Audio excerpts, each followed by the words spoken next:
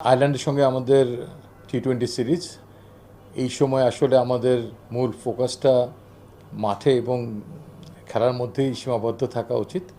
তারপরেও আমাদের দলনায়ক লিটন দাসের আজকে করা একটি প্রেস মিটের ফলশ্রুতিতেই দু একটি কথা না বললেই নয়, সেজন্যই ছোট্ট করে আমি এটা একটু ব্যাখ্যা দেওয়ার চেষ্টা করব।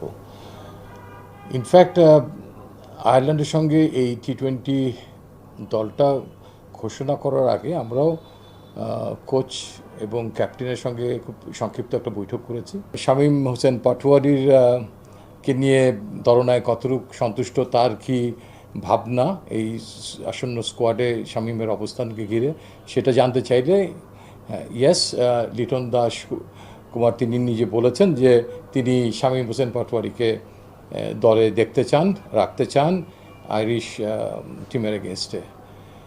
তো এক্ষেত্রে তার সুস্পষ্ট মতামত আমরা পেয়ে যাই এবং তিনি এও জানান যে এই বিষয় নিয়ে তার হেড কোচের সঙ্গে তার আলাপ হয়েছে এবং হেড কোচও চান যে সাম্প্রতিক যে সিরিজে ওয়েস্ট ইন্ডিজের সঙ্গে যে ব্যাটিং লাইন আপটা খেলেছে তাদের সবাইকে দলে দেখতে চান। আমি এবং হাসিবুল হোসেন শান্ত পরবর্তী পর্যায়ে আমাদের নিজেদের মধ্যে আলোচনা করে এই যে সিদ্ধান্ত নেই, সেই সিদ্ধান্তের আলোকে শামীম হোসেন পাটোয়ারি দলে সুযোগ পায় না এবং আমরা দুটো ম্যাচকে লক্ষ্য করে আমরা দলটা দিই। যে আমাদের একটা ইচ্ছা ছিল যে এই দুটো ম্যাচে যদি আমরা আমাদের সিরিজ জয়টা সুনিশ্চিত হয়ে যায়, তার আমাদের থার্ড ম্যাচে আমরা দলে কিছু পরিবর্তন, কিছু এক্সপেরিমেন্ট এবং যারা বাদ পড়েছে তাদের সবাইকে আবার একটা দলে প্রথম একাদশে সুযোগ দিতে পারি। আমাদের নিয়ম মোতাবেক আমাদের দলটা ক্রিকেট অপারেশনসের মাধ্যমে বোর্ডের অনুমোদন নিয়েই ঘোষিত হয়। সিলেকশন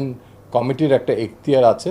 সিলেকশন কমিটি সবসময় দলনায়ক এবং কোচের সঙ্গে একই সহাবস্থানে নাও থাকতে পারে কোনো খেলোয়াড়ের ব্যাপারে, এবং সেখানে কোনো অনুমতি নেওয়ারও প্রয়োজন নেই। আমরা we are accountable to the board.